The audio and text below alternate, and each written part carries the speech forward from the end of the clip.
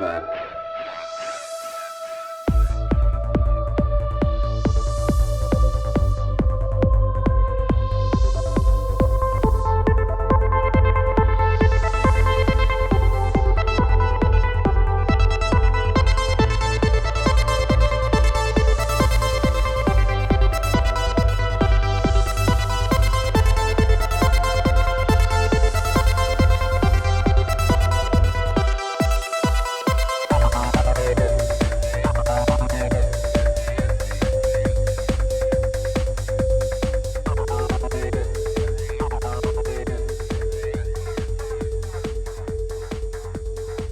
What's up? Another episode of Ripple Effect Podcast. I'm your host, Ricardo Venz, also known as Rick Varians, and a great episode for you today. I know I say that all the time, but boy, do I have a good one for you. I have a guest that actually hasn't been on too many shows. I think he's been interviewed on the High Wire and maybe a couple other places, but the amount of knowledge and information he brings to the show is mind-blowing. He is Dr. Richard M. Fleming, and you're starting to hear his name a little more in the alternative media community, but he's a physicist, nuclear cardiologist, biologist, chemist, psychologist, and more. He is also the author of a book called Unmasking COVID, and he's also the doctor who came up with the theory that the American Heart Association uses that cardiovascular disease was due to inflammation. He actually came up with that theory in '94, and we go into all that and more. I think he was interviewed on ABC's 2020 in 2004 in regards to that theory, and really, really amazing conversation. So I'm sure you're going to enjoy this. The cool thing also about this conversation is we also did some small talk, so you got to know him a little bit as a person, but there's also a lot of information in this show. So like many of the doctors I've had on the show, you might have to listen to this twice or three times to consume all the information to make sure you don't miss something. Sometimes when I'm going back and editing, or if I'm uploading or whatever and I'm listening to it again, there's so many things that I missed the first time because I'm paying attention to the volumes or I'm paying attention to any background noise or whatever, and I'm concerned about just making sure everything is recording properly. And with that said, every once in a while, there is a weird like hum or noise that I cannot figure out due to my mic. I don't know if it's the mixer, I don't know if it's the computer, I don't know if it's the fact that a studio has so many wires going in different directions that sometimes weird things happen, and that sometimes is the case. But I apologize if you hear it from time to time on a show. It hasn't done it in a while. It did it a little bit in this episode. Hopefully it's not too annoying. And as you know, this is a value for value show, and if you can financially support the show and give some value financially, there's some ways you can do it. We have a Patreon page. If you donate monthly on Patreon, I let you know in advance who's coming on the show. And once a month, I do a Patreon podcast with my Patreon supporters. So sign up for Patreon to make sure you can join us on the next one. The last episode of the Ripple Effect podcast was a Patreon podcast. It was tons of fun. They're always fun. So definitely sign up on Patreon to participate on the next one. I also have a merch store, the Ripple Effect Podcast merch.com. I'm working on some new t-shirt designs that I'm really, really excited about sharing with you guys. Hopefully those will be done very soon. And when they are, I'll let you guys know. But check out the Ripple Effect Podcast merch.com for hoodies, mugs, tons of stuff. I have a PayPal account. You can donate on PayPal. That link and all the links will be in the show description. And of course, I have a Rockfin channel. Rockfin is a Netflix for alternative media and sports. I'm on there. All my stuff is free. The Ripple Effect Podcast is free everywhere and anywhere. You can find it on all the podcast apps. You can find the videos on all the video platforms, YouTube, Rumble, BitChute, Odyssey, Float, Minds. But I do have a premium show on Rockfin called Ricky Rants on Rockfin. So if you sign up for Rockfin, you'll get access to all the free content. And then if you get the premium account, you'll have access to all the exclusive content. So every channel has free stuff. So go check out Rockfin. You can tip people on there. Of course, if you can't support the show financially, share the show, review the show, rate the show, tell people about the show. And last but not least, of course, check out the Union of the Unwanted. It's a show I host with Sam Tripoli, Charlie Robinson, and Midnight Mike. It's a huge alternative media conference call with thinkers, researchers, and probably one of the most unique and important shows out there. So check that out, and you can find links to that show also in the show description. As always, thanks again, guys. Enjoy the conversation, and I'll see you on the next one. Peace.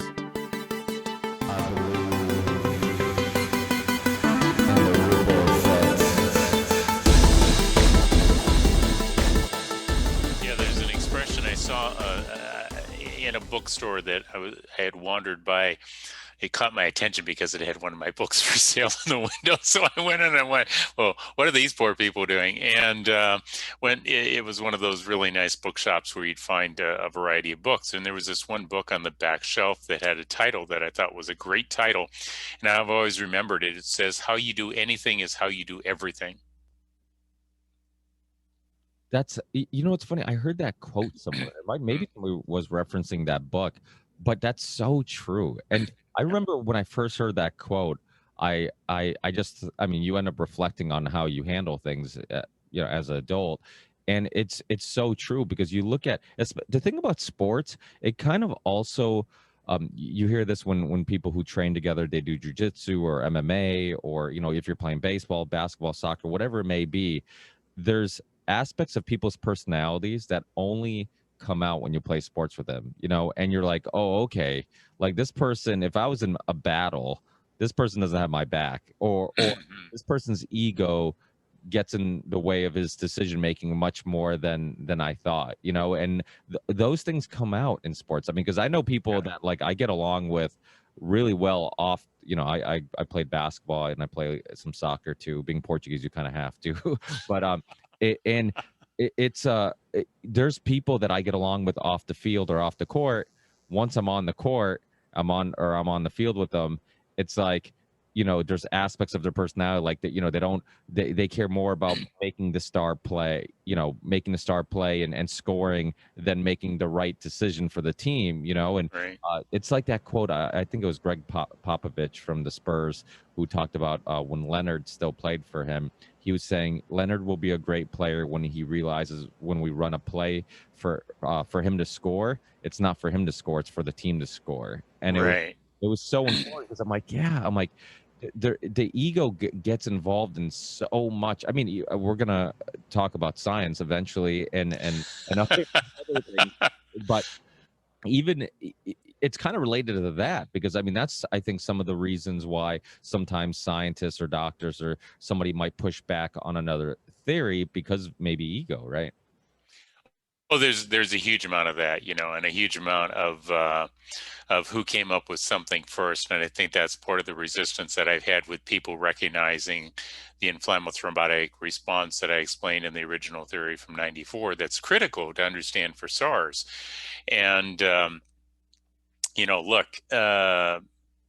When I came out with it in '94, nobody patted me on the back and said, "Way to go." I mean, it was just abuse after decades of teaching kind of the party line. And I had to recognize that, what we'd been teaching was not completely correct. And, that's it depends upon who you are, if you can really look at that. But I'd rather eventually get to the right scientific information than to continue to pretend that the wrong information is now somehow going to magically work, because it doesn't. Science doesn't work that way. Law does. Law just kind of changes what they want it to be, whether it's right or wrong, and then they pretend that it's right because they're in charge. But science doesn't get that luxury. I kind of break it down to the general public when I say, if you don't believe in the law of gravity, that's great. But if you step off top of a 15-story building and you don't believe in the law of gravity, you can say that all the way down, but you will eventually get confronted with real science versus just man-made up stuff. So, Yeah. But even, so, okay, so I this is, I guess, a fun little way of kind of getting into this too, is, so the law of gravity, for example, like, that's based on a theory, right? We know, based on all the information we have, that seems to make the most sense. But even something like that could obviously at some point, I shouldn't say debunked, but some more evidence would come out, or some future theory on, like, now we actually think that this is a bigger contributor to what keeps things grounded. Right. To Oh, Earth, absolutely. Right? I mean, and that's kind of a key point, because I refer to the theory that I came out with in 1994 as the Fleming inflammation and heart disease or cardiovascular disease theory. I always call it a theory. Now I get a ton of people who say, well, that's not a theory, that's accepted fact. And my bounce back on that is, I know that, but I've got to tell you, since I came up with it, for me, it will always only be a theory. And I can tell you the pieces of the theory that are gapping and where I think those gaps are filled in at. And, um, I'm delighted with everybody else running around and going, yeah, no, we know that that's what causes heart disease and cancer and all these other things, and now COVID-19. But for me, it will always only be a theory, because having come up with it, that's all it can be to me. If everybody else wants to say it's something more, I mean, the reality is it will continue to evolve and improve, just like it was an improvement over what it was before. And I'm trying to make sure that I'm the one who finds those improvements versus somebody else saying, Fleming, well, you botched that part up. It's like, I mean, I'm not perfect. And I get people that come up to me all the time at conferences and say, well, gee, that's not what you said 5 or 10 years ago. And I kind of chuckle to myself thinking, you have a very boring life if you're following me around. Go do something, go pick up a real hobby. But, I mean, I tell them, look, that 5 or 10 years ago, we didn't know what we know now. And if you want to know what I'm going to say in 2, 3, 4, 5 years from now, come back and listen to me, because I have no idea where we're going to be at that point in time, what we'll have learned and improved on. So, Well, and yeah, these two ideas are dangerous. Like, I think it's a good thing when people hear somebody speak or run into somebody they haven't seen in a long time and their ideas have evolved. I mean, why wouldn't they? I mean, as time goes by and you take in more information and you look at things from maybe different perspectives and different life experiences, or different research will take you down some different roads, then that means that some ideas should change. I mean, if you're still sticking to your guns because you're married to, specific ideas, that kind of stunts your growth. Oh, absolutely. It stunts your growth and it stunts everybody else. When people, you get critics on both sides of the equation. The people who just hate you and hate the fact that you publish, and hate the fact that you're trying to make a difference, and people are kind of recognizing that. And then you get the people that want you to just follow what they want, so it reinforces what they're doing. And my goal is to just continue following. This is I didn't realize this until a year or two ago when people started pressing me on it, but this is now my 53rd year of doing research. And, I've learned a few things in that amount of time. And unfortunately, I've learned that from my perspective, I know much less about topics than I think other people might attribute it to me, with the inflammation theory, with the imaging, with even SARS-CoV-2 and the spike protein gain of function. I kind of chuckle and tell people that, look, if I'm the expert on this, we're all in deep trouble, because like I just am constantly finding new information and insight that from other people. So I mean that's really what this is. I mean, the beauty of science, when done properly, is the coming together of knowledge-based information, exchanging and sharing that, and everybody getting better as a result. And you realize that there's always only a handful of you in a room or at a conference that really are on that topic, but that means the other folks are in their little handful of things doing what they're talking about. So that's science. That's science and medicine. Yeah. Yeah, without a doubt. For people who are hearing us refer to some of your background and your theory and all that stuff, do you mind maybe going into some more details on your origin story, and then eventually we'll go into the origin story of COVID, because I think this is all kind of related.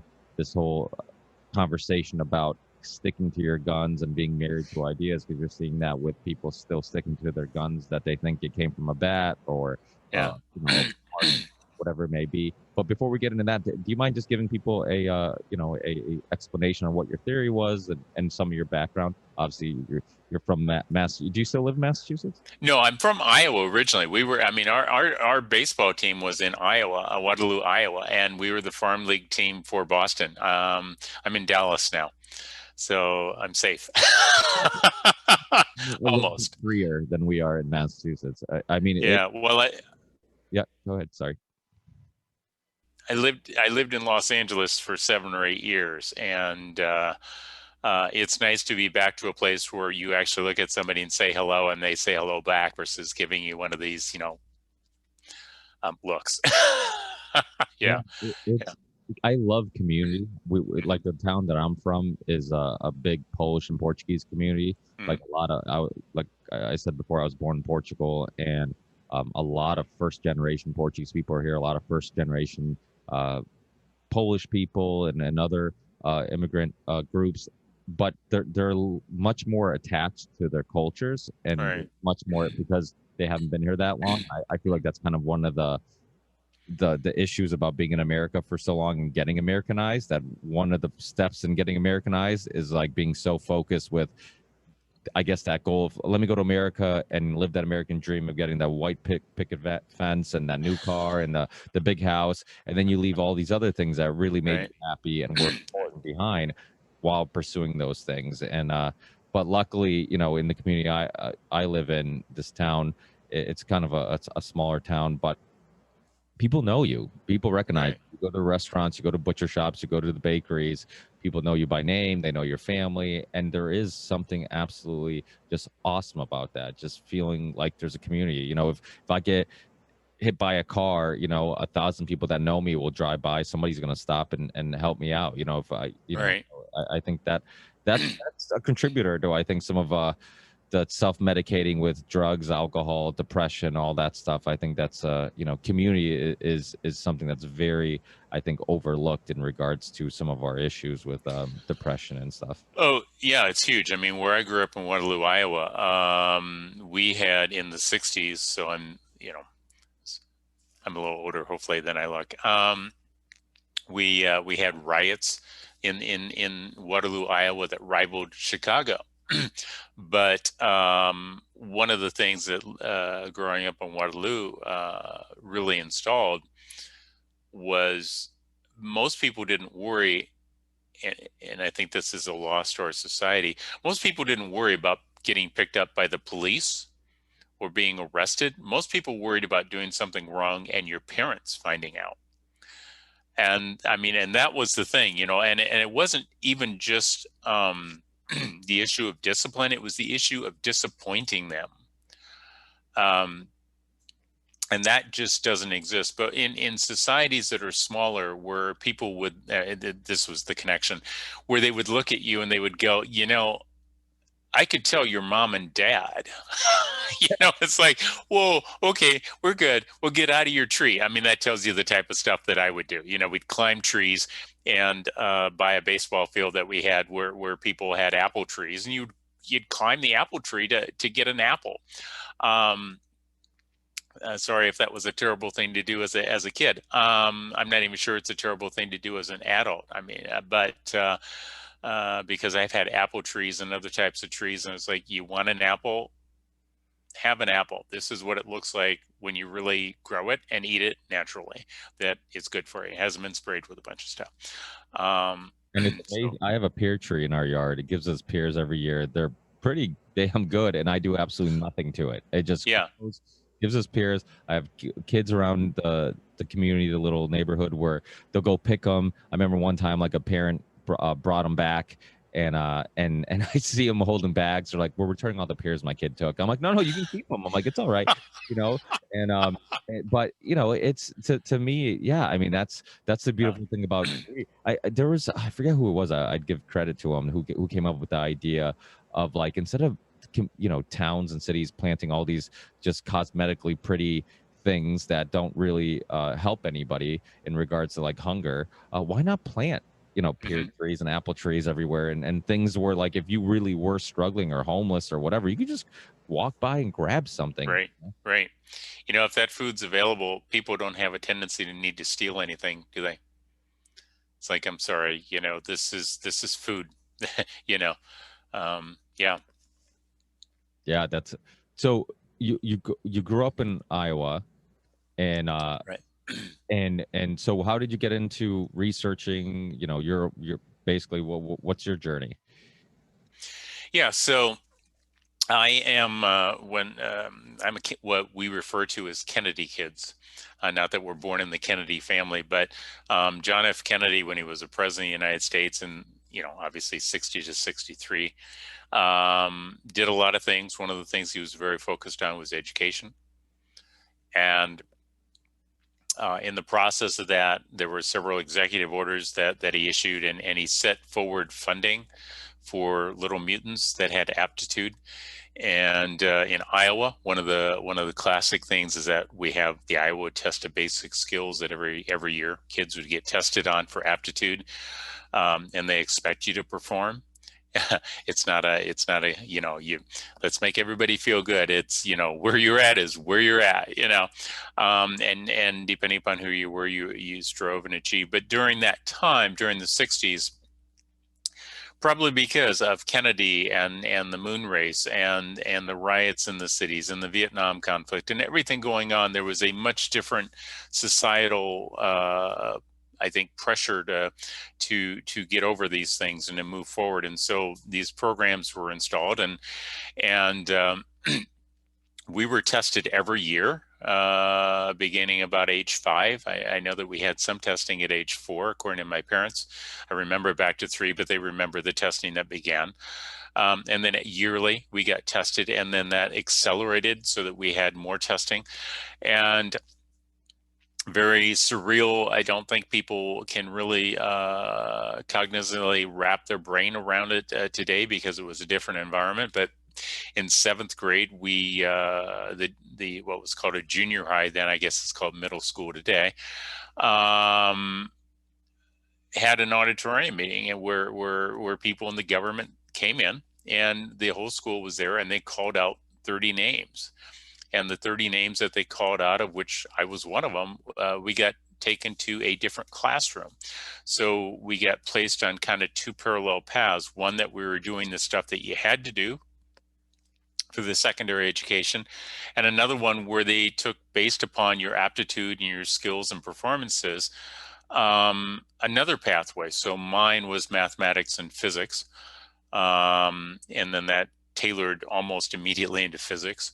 When I was in 2nd grade, I did my sister's high school algebra for her, so mathematics was not an issue, nor was physics. And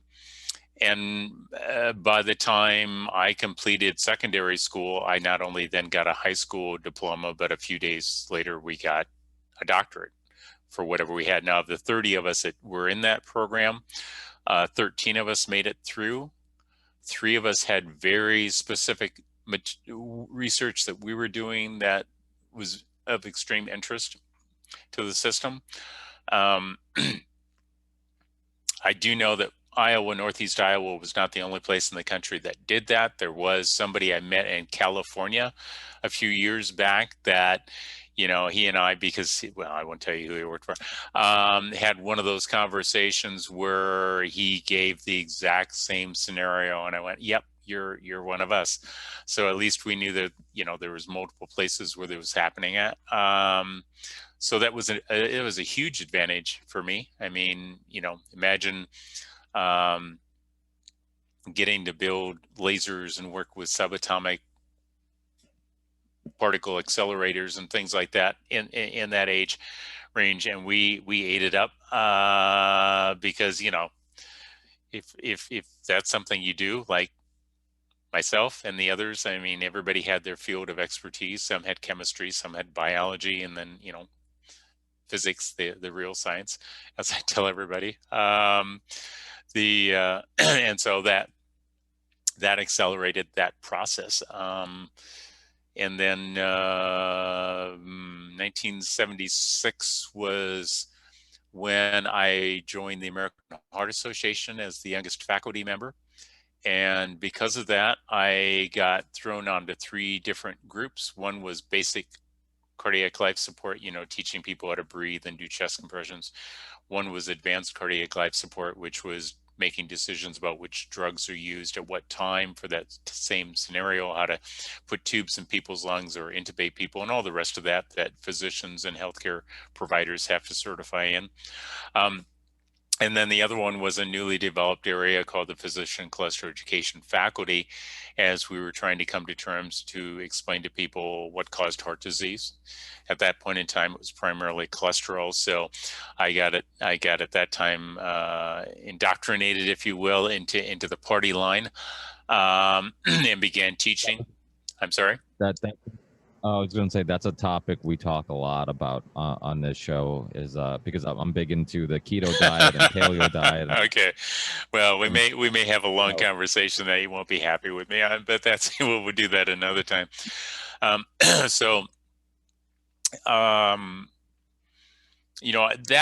probably golly, that was 76, and then throughout there I did some additional educational degrees and went to medical school.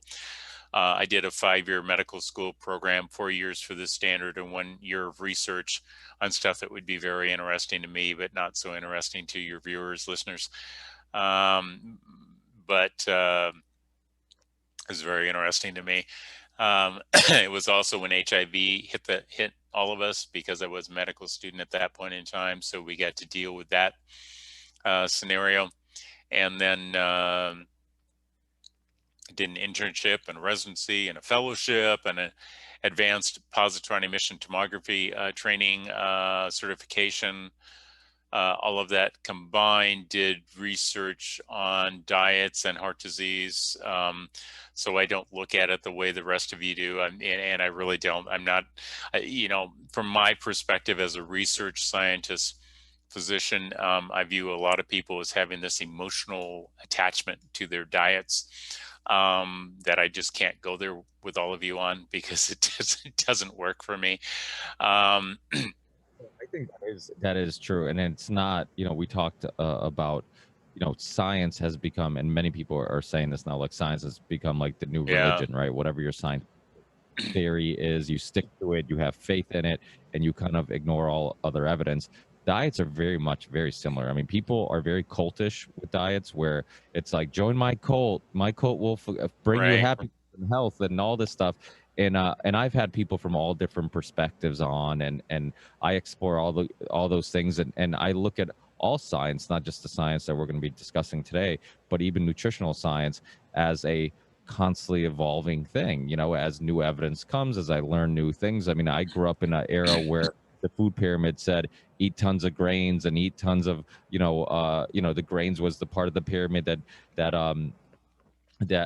was the biggest, so you're supposed to consume the most of that. So, and obviously that has changed, and there's still a lot of people who don't use butter to cook, and use cheap vegetable oils because they've been told, so it's like, as new evidence comes and you learn new things, and this is also the issue with, it doesn't matter if we're talking about nutrition or any type of science or research.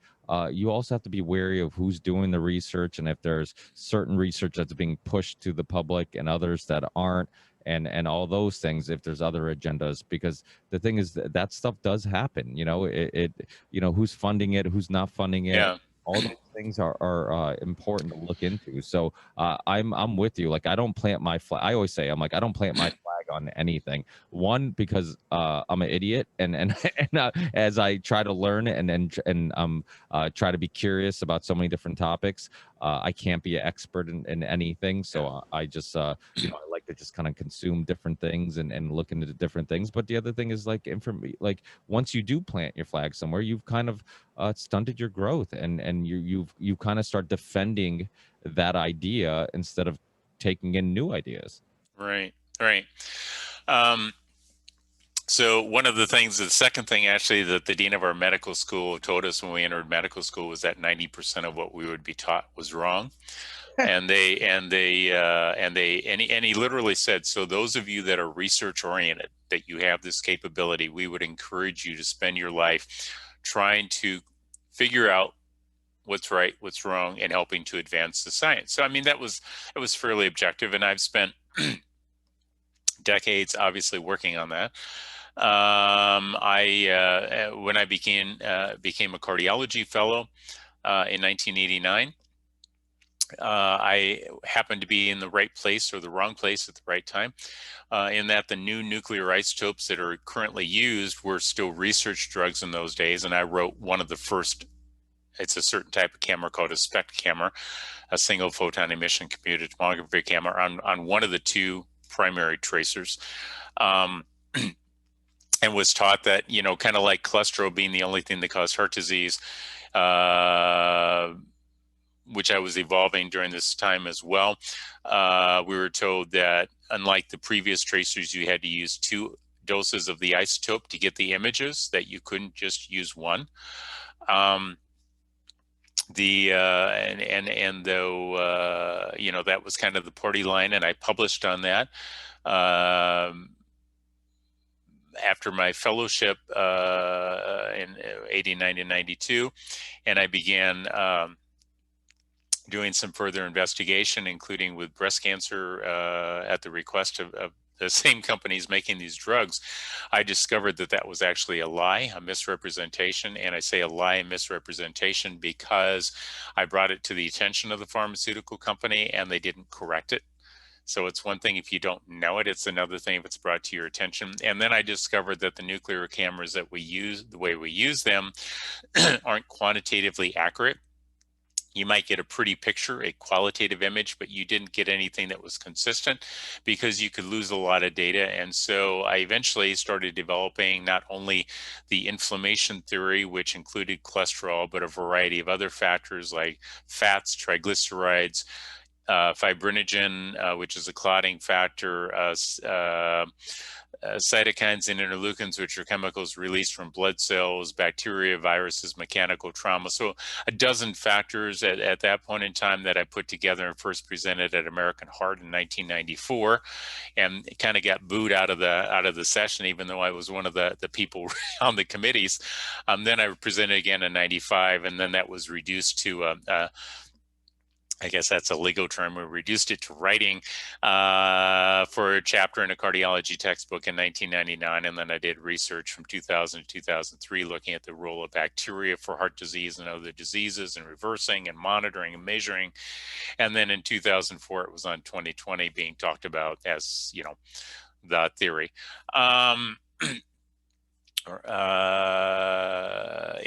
But also in 2004 or 2005, I was, so your viewers might as well know this. I don't know if you're aware of it. I was indicted by the federal government for billing fraud. And because I did 2 sets of images while only injecting 1 dose of isotope. Remember, I told you that I had discovered you only needed the one. So I ended up going to court for that in 2009. I did a plea deal that did not include a crime, but I did it because my youngest son was being abused and he wanted to come live with me, and the public defender and the judge were preventing evidence from reaching the jury. And in fact, if you go to FlemingMethod.com, there's a whole page devoted, or 2 pages, to the case, including some 30-some documents and 2 recordings of a judge audio tape actually telling the public defender that the jury doesn't need to know the whole truth, that the wool can be pulled over their eyes. And so it turns out that so that was kind of the second time in my life that I did a paradigm shift. The first one was on teaching just cholesterol and then saying, no, it's inflammatory. The second one was you need 2 doses of this isotope. No, actually, you only need 1. And now it's interesting to go to conferences and listen to people say, well, of course you only need 1. The drug does move around or redistribute. That's like, yeah, it would have been nice if you were all there with me back in 2009, but that's okay.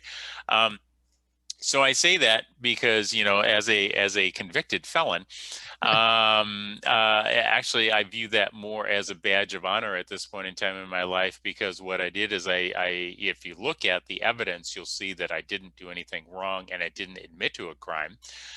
But these are the same big pharma people, by the way, that have been running all of you around with SARS-CoV-2 and the treatments and the vaccines.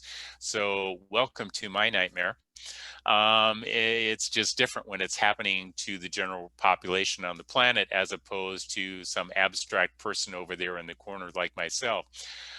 It becomes much more real for everybody to look at. So I wear that actually almost as a badge of honor, because again, the founding fathers in this country were all criminals. It's just that they won. um, in the end, I kind of view this as, well, how do you feel about that, people? Because the theory that I introduced is correct. And the measurement system that I then patented and got patented in 2017, although it took me 2 decades to do it, allowed me to accurately measure people with COVID-19 and find treatments. But I did it outside of the United States, and now we've defined treatments. And so on the 5th of June, we're actually presenting a 3.5 to 4 hour seminar series in Dallas, where we're going to be talking about SARS-CoV-2 and COVID-19 and the vaccines and what's actually been published in real research. So there's something like 60 some papers that I've got on the site that you can go and look at and read for yourself, because my method of doing this is what I call the heuristic method, which is heuristic from the Greek means don't take my word for it. Please, here's the data. You can look at it, you can read it, you can make sense out of it, and I'll educate you enough to tell you, in the seminar and podcasts like this one that I'm doing, and interviews with people, what you really need to know, so that the wool isn't pulled over your eyes and you do find out the truth, including where this virus came from. And when the federal government tells you that what the truth is, and they're lying to you about gain of function research that all of us have been paying for decades, and you can track the paper publication trail, the patent trail, the grants that have been paid out by the Department of Defense, National Institutes of Allergies and Infectious Disease, National Institutes of Health, Department of Commerce, Department of the Interior, USAID, and all the other government agencies that have paid for this. The USAID, and I've heard, I can't get credit for this because I heard you say this. They're linked to, is it the USAID EPT or something Yep. like that? It's linked to like yes, the that's exactly right. That's exactly right. Yeah. And DARPA has been involved with this, which is the Department of Defense. So, and like I tell people, these folks don't work with the Girl Scouts. If you think that they're just out there making cookies, they're not. They're making weapons. And I can always, the scientists, I'm sorry? Cookies that kill. That's what they. Well, let's give the Girl Scouts a little leeway here. Look, there's nothing. I've never told people that eating a bunch of sugar has ever been proven to be a health benefit. But by the same token, go support the Girl Scouts and the Boy Scouts and what they do, and kids that are doing things that are productive for them. And remember. I was just yeah, kidding. yeah. I mean, No, I know. I just, yeah. And it's the ongoing joke about how addictive those cookies are because Oh they're yeah, delicious. yeah. So- Look, there's not there.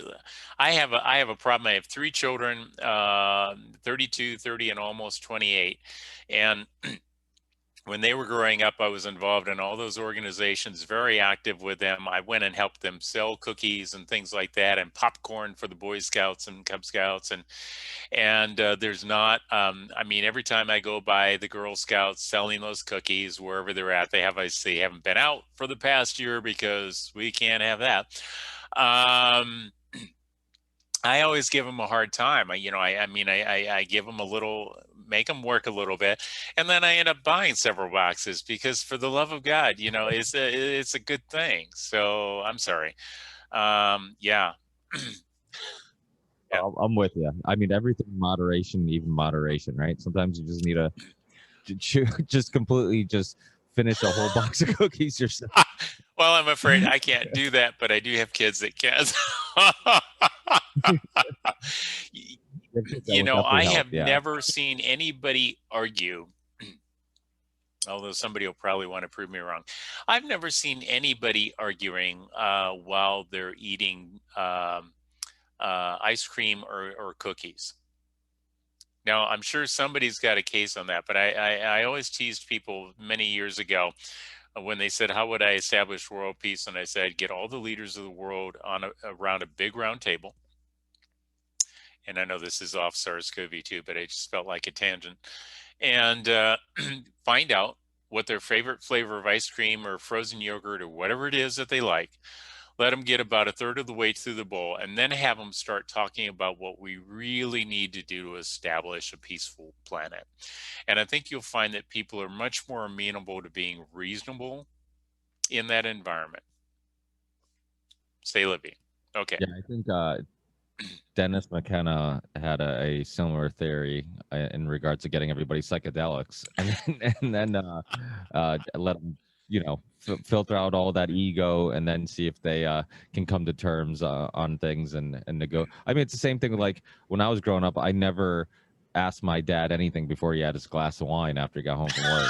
That's and it's safe to like talk to him, and if I want to get him in a good mood, I'll just wait till he has that glass of wine after he gets home and he's having dinner. So there's probably something to it. Yeah, but now as a father, you realize that, as when the children come up to you on something like that, you're a little smarter than they realize that you are, because you've been through, you have the advantage. You've been a child. They've never been an adult or a parent. So parents, when with all the degrees that I have and all the research that I've done, one of the key things that I do when I have a question is I ask myself, what would the smartest man and woman I've ever met in my life actually do? Now, those are my parents and my grandparents. As far as I'm concerned, those are the smartest people I've ever met.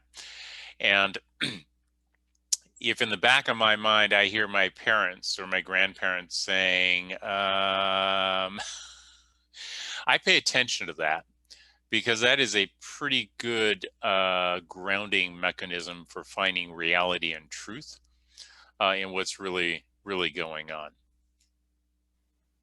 Yeah, that's but one thing about becoming a parent and being able to have both experiences of being a child and being a parent is that, and I talk to other parents about this all the time, how like we looked up to our parents, like they I shouldn't say they fooled us, but they gave us this impression that they knew everything and they had it all figured out, so we should listen to them. So they're sure of stuff, when they tell you something, they're 100% sure of something, and there's no doubt. And then you become a parent, you're like, wait, we're all kind of just figuring it out. We don't, there's a lot of I guess confidence in what we're telling our children, but there's also a lot of room for error, and there's a lot of mistakes we're going to make, and a lot of like readjusting and figuring things out and reevaluating.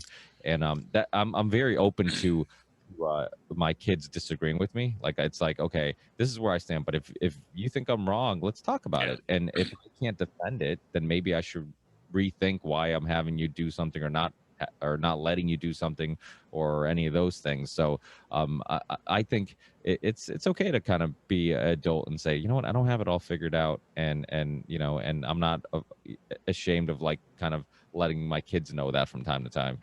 Yeah, I don't know is an answer that doesn't hurt under any set of circumstances. I'm always shocked that I get the response from people that I do when they'll ask a question. I'll go, I don't know. Well, I feel like I don't know if it's just a male thing, but I feel like it's almost like you feel you don't want to show any signs of weakness, right? You don't want to show any signs of anything that would make you seem less intelligent, right? A lot of people, they learn something, they want to talk about it, they want an opportunity to kind of brag about it, if they know something or if they've done something. And I think, for me, somebody who says I don't know, that's the type of person I want to hang out with, because they're honest. So when they do say something and they do seem confident about something, I can be confident that they've thought about it long and hard before they start sharing it and really planted their flag there. So it is a huge issue with just people just being afraid to say I just don't know. Like, people, I feel like you're probably there's more cases than not, people will make something up or pretend they know something they're not really sure of, even though in the back of their head they're like, oh, I'm not 100% sure about this, but I'm gonna come off confident. And again, this goes back to like ego, and it's and it gets in the way of learning. It gets in the way of being open to new ideas. It gets in the way of having just a beneficial conversation, right? Because I mean, one of the most beneficial things about doing this show and why I started a podcast in 2013 was because I loved having conversations with people. I loved bouncing ideas off them bouncing ideas off me. And when we didn't know something, we would talk about it. That's one of the most beneficial things. Like, if you're only gonna spout what you know and be confident and not be open to new ideas, it's like you don't grow from that. Yeah. So I know we haven't really touched on, so during the lockdown, right, when all this stuff was going on, with all your research, all the years of experience and wisdom, what was going through your mind? Like, how did you react to it? Did you think it like, hey, we don't know anything about this, maybe this is the right step, the right way of handling this? Or did you have issues with the initial steps, and then did that evolve at any point? Well, I guess I paid attention to what was going on, but my focus was really more scientifically, medically oriented, which was to say, okay, it's clear that nobody has a good handle on this. So what needs to be done to deal with it? I don't depend upon the government to come in and give me answers. Um, I reflect on just how much knowledge base they really have, and what they're functioning under. I mean, I've sent so many things off to the FDA correcting errors that they're making, and they always come back with a cover their rear end type approach, that I have no confidence in the FDA. I mean, the FDA's pulled twice as many drugs off the shelf in the last few years as it's approved, and that means that they approve things that they shouldn't have approved to begin with. Um, they have made comments about some of the diagnostic studies that make no sense. And the reason that I can make that statement is, some of the tests that they've done are nuclear imaging and coronary angiography, or when we inject the arteries to your heart. And I'm the guy who actually wrote the blood flow equation for human coronary arteries, and have written one of the 5 major papers in the field. And when the FDA comes back to me and says, no, we need more of that type of study, I go, well, wait a minute. You're not an expert in the field.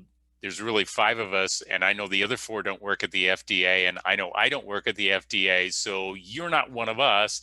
So you're not the right people to be answering this question. So I have not a lot of confidence in the FDA right now.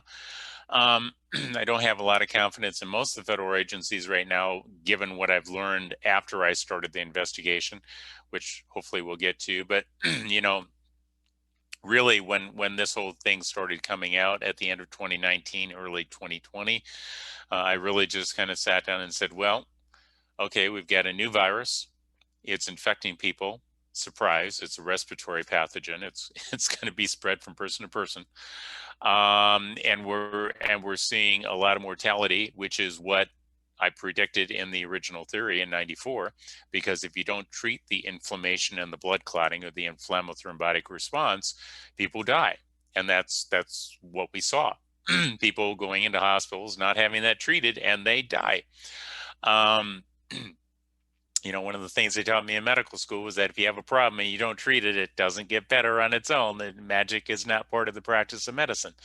The other thing that bothered me was the way that ventilators were being used.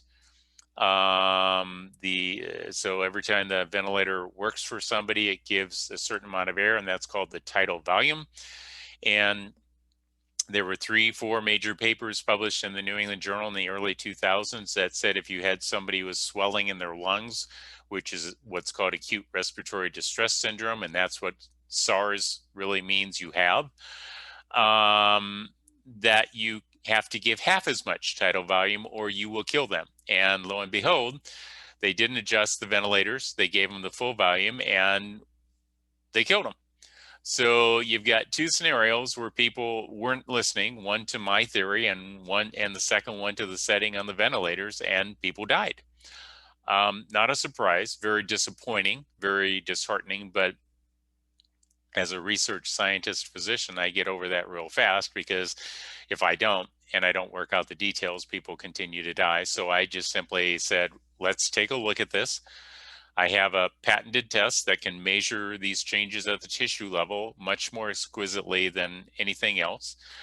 I have the theory that explains why these viruses kill people. Let's do some investigation. Let's go see what everybody else has been publishing on the treatment of viruses. And in the process of doing that, I dug up 10 basic treatments. I dug up 11, but I abandoned one after our institutional review board kind of said, well, there's questions out there about it. And I said, okay, fine, we'll scrap it and just not look at it for now anyway. And then our goal was to try to find 500 people that would end up being admitted to the hospital with the disease, which is called COVID-19, as opposed to the infection, which is called SARS-CoV-2. So like cholesterol and heart disease, you have SARS-CoV-2 and COVID-19. One is something that can lead to the other, but it doesn't necessarily mean it will. It's like AIDS and HIV. Same. Right. So HIV and acquired immune deficiency syndrome. Right. Exactly. And we don't have time to go into that, but it's another interesting topic. So I basically then sorted out, laid out the protocol, which took 2.5, 3 months to lay out. And trust me, that was pretty much working nonstop to go read papers, to look at what was valid, what wasn't valid. I mean, I review for something like 18 to 20 medical journals, a couple physics journals. And I don't necessarily, there's a lot of garbage that's been published that I would never have cleared, but, it's a semi-free world, and other people make decisions too. So, in contrast to people that cry and whine a lot because things get published that they don't like, the scientific method is, okay, send a letter to the editor if you don't like it and see if you get it published, or do research and see whether it's right or wrong, but don't act like an elementary school kid and go scream and throw a temper tantrum. That's not science, and it doesn't help anybody. So,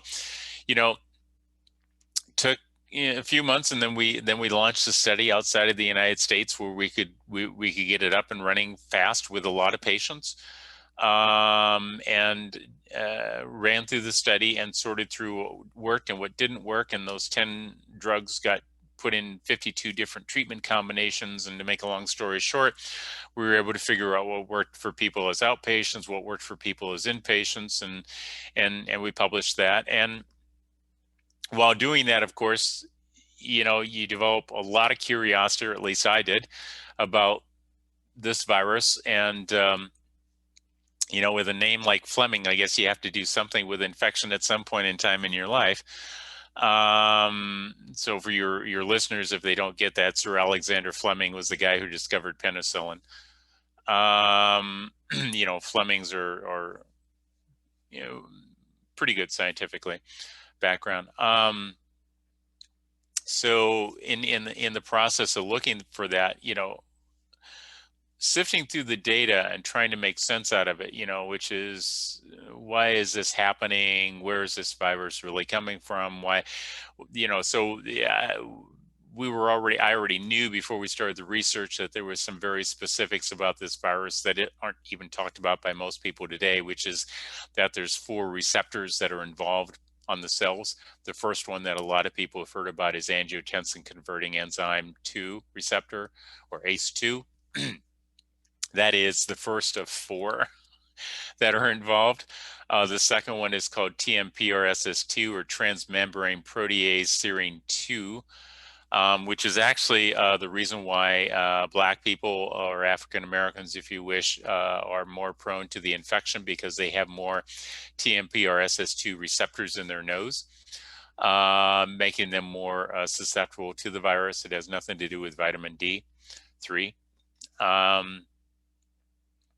And then there is the furin cleavage site, which is a protease, or an enzyme that breaks down this particular set of 4 amino acids, which doesn't exist in any other amino acid or any other coronavirus on the planet, which is part of how we know there's been gain of function applied, because it's 4 amino acid inserts, which means there's 3 nucleotides responsible for each amino acid. So that's 12 nucleotides, and mutations don't happen 12 nucleotides at a time. They occur 1 nucleotide at a time. They don't occur 12 at a time.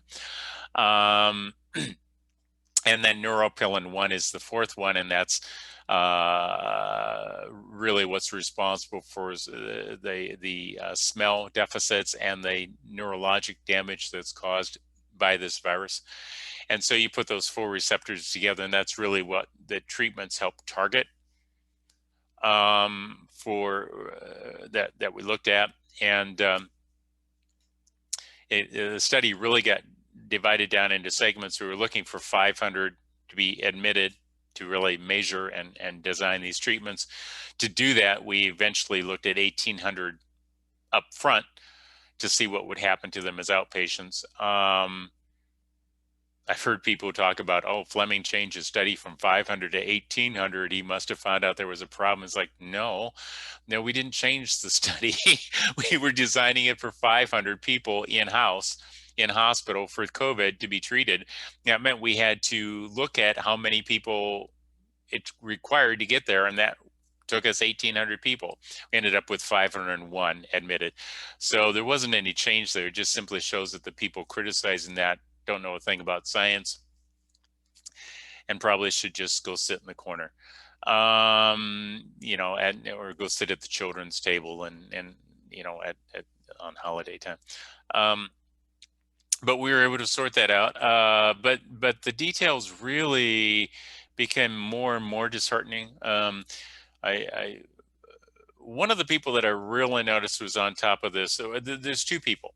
So Luc Montagnier did an outstanding job analyzing this spike protein for genetic sequences that don't exist in other coronaviruses. So he did a very good job of showing 4, I think maybe 5 segments that are all related to, 4 of them related to glycoprotein 120 from HIV. And another site that is the PRRA, furin cleavage site insert, which it just happens that the U.S. federal government owns the patent to the enzyme insertion for furin cleavage sites, which is just, I think, unique. We also know that Ralph Barrick at the University of North Carolina owns the patent and the international patent for genetically altering genomes, which the federal government helped pay for. And he also owns the chimeric, which means to combine more than one thing together, gain of function patent, specifically for spike proteins for coronaviruses, which Dr. Fauci's NIAID and NIH help fund. So when Dr. Fauci says they're not involved in gain of function research on this virus, other than chuckling, which, I do perhaps sarcastically, he's committing perjury. When he does that under sworn testimony, like he just did with Senator Dr. Rand Paul the other day. So we know that these things don't exist in any other coronavirus. There's beautiful research that has been funded by the U.S., by U.S. taxpayers through all of these federal agencies that show that money was paid to Peter Daszak at EcoHealth, who then funneled that off to Ralph Barrick at the University of North Carolina and Xu Zhang Li at the Wuhan Institute of Virology, who have both of them intentionally altered, gain of functioned the spike protein by placing in inserts and or combining different parts of different coronaviruses and then inserting other nucleotide sequences in there to alter them further to increase the infectivity of this. One of the things that I found very fascinating in doing the research on this is that most people would argue that SARS-CoV-2 came into existence in 2019. And there's a well-done study back in 2006 that was published by Chinese researchers where they combined hepatitis C virus, human immune deficiency virus 1, SARS-CoV-1, and SARS-CoV-2 components of them, which is kind of hard to figure out how you're combining something that doesn't exist in 2006 unless it exists in 2006. That's interesting. So, yeah. So, what does that mean then? And what does that? Well, it means that what Dr. Yan, Li Meng Yan, who is the Hong Kong virologist who has since escaped Hong Kong, who says that her professors who taught her were involved with SARS-CoV-1 and that it was a bioweapon and that SARS-CoV-2 is upgrade version 2.0. Is in fact a bioweapon. And when you consider that the DoD helped pay for it and the gain of function, remembering that they don't work with the Girl Scouts, they are, a military agency. These are that's their job, right? So you start looking at that. Right. I'm sorry.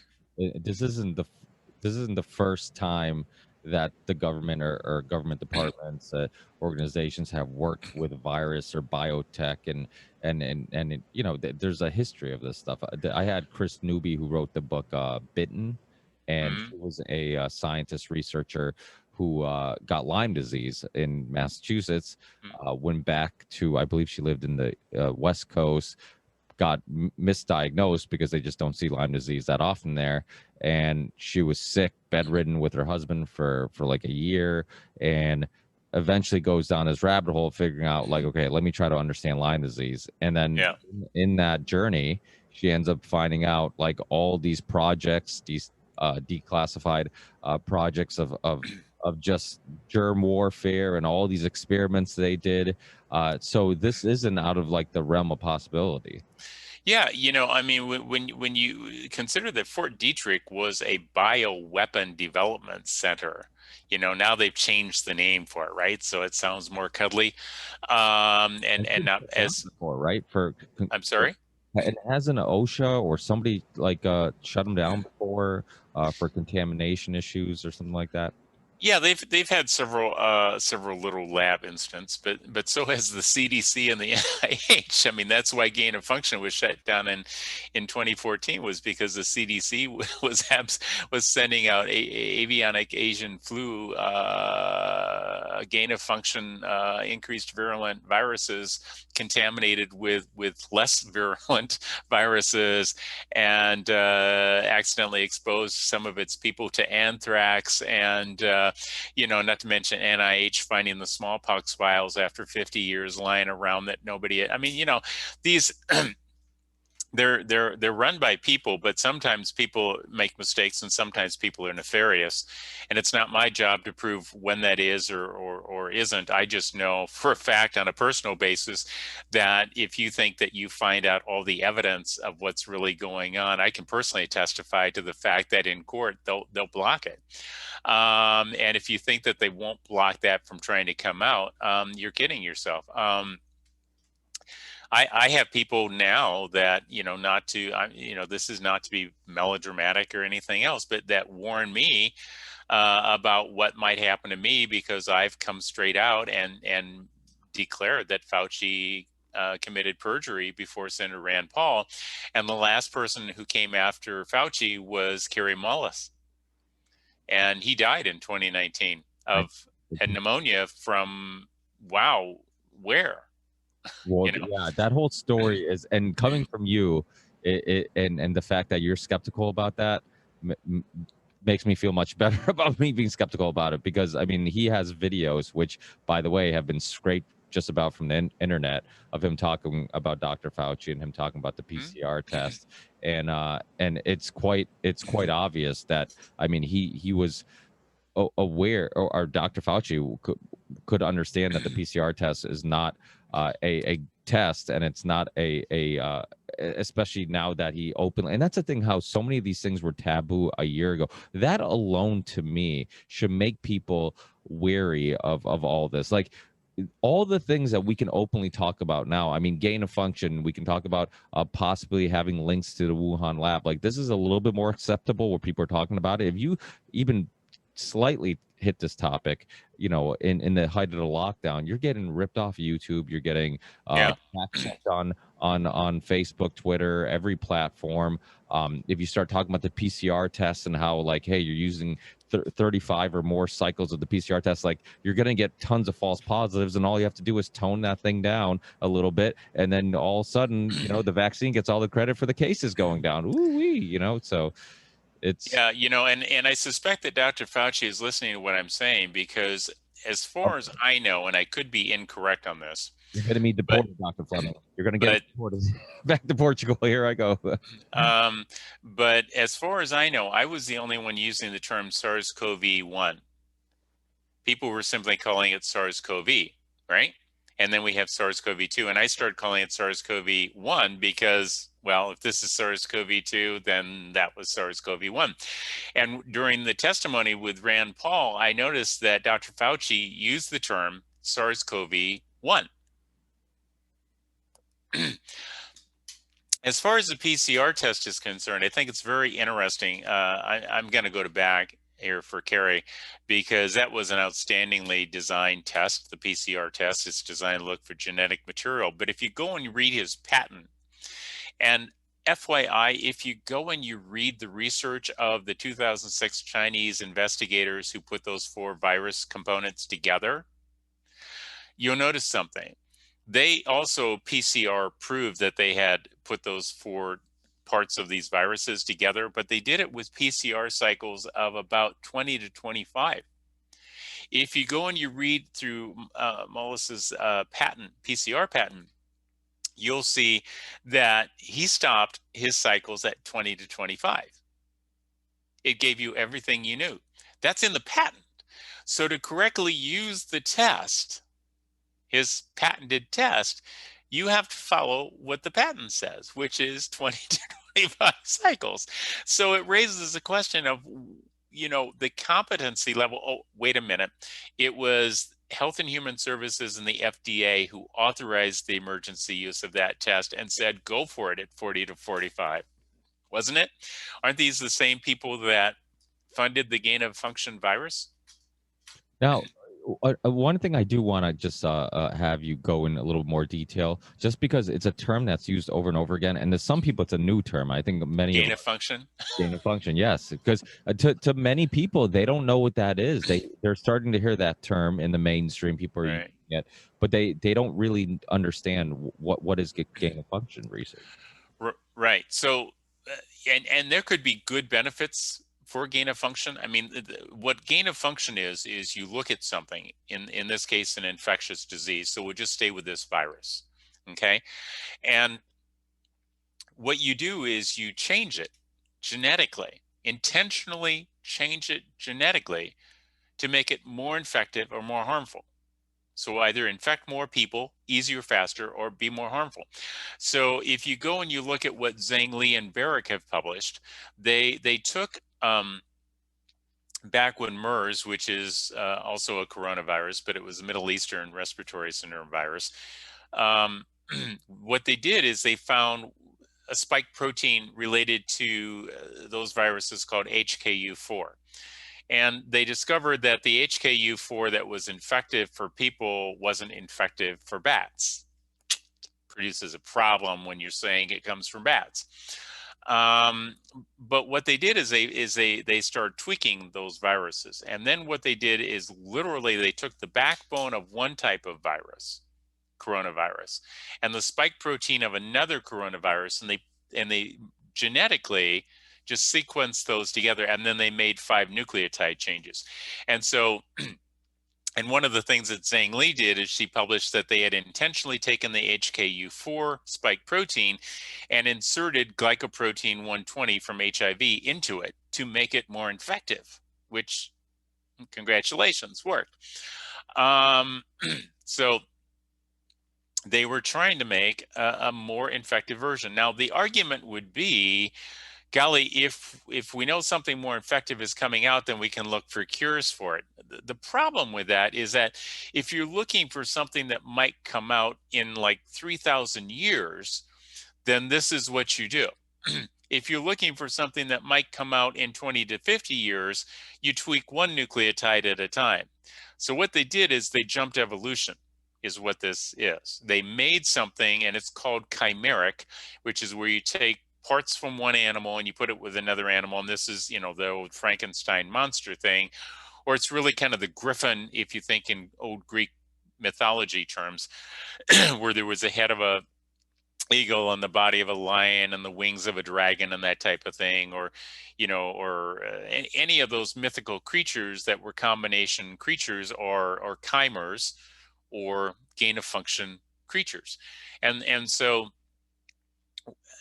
when you realize that you have that type of stuff and you're jumping these evolutionary barriers, you've passed by that thought process of, let me figure out how we can make this beneficial for people. And you've decided, let me see if I can make a weapon, right? Which is a violation, by the way, of the Biological Weapons Convention Treaty, which makes every one of these people international criminals. Real criminals, by the way, not just criminals where they hid stuff in court so that you got hung out to dry, but real criminals, because they intentionally did this. They knew what they were doing, so they knowingly did it. And it caused all the havoc that you have to violate the Biological Weapons Convention Treaty, which we have in place to prevent this type of thing, right? I mean, we did the Nuremberg Code in 1947 to prevent the atrocities of experimentation on human beings that the Nazis did, right? Because everybody who's doing bad research feels that they're justified in doing it. There's a benefit, right? I mean, Goering and I forgot the doctor's name, Mengele. And Mengele, they all thought they were doing something right? They justified what they were doing. There was a betterment for the German people in that case, right? And that's all these people were doing. There's a betterment in this for us. And my perspective is that the Chinese are playing the Americans and the Americans are playing the Chinese. And guess what happened? Everybody else got caught in the crossfire, right? And this is what happens when you have people that are doing things that they shouldn't be doing. And these are the same folks that you're supposed to trust, right? Because every one of these federal agencies that help to fund this research are the agencies that are supposed to be concerned about American citizens, But I fear that they're probably more concerned about themselves than anything else. And at this point in time, when people start talking about it and wrapping their brains around it, they have more things to be worried about, because I think what they did not count on. See, I don't think they thought that people were going to start catching on. I think they thought they had it so clamped down and so controlled, and and had so controlled the media and what's being talked about, that there wasn't a way for people to start questioning. I mean, one of the first things that happened is people started being separated, right? They were being locked down. They weren't talking to other people. They weren't exchanging ideas. If they exchanged ideas that nobody liked, well, that got eliminated off social media. So you had pretty good control over it. But I think the problem is that they've carried this game on so long, and there's enough sophistication in the ability to get the messages out now that what's happened is, um, I'm estimating about 30% of the US population has started to catch on.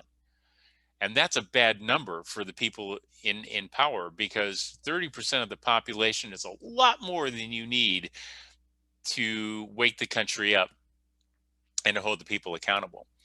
FYI, for people who wonder and say, wow, this isn't much of a bioweapon, people aren't dying. Well, number one, the people that died because they weren't being treated, you know, or treatments were being incorrectly used, like the ventilators. But if you want to successfully harm your enemy, it's not about killing your enemy.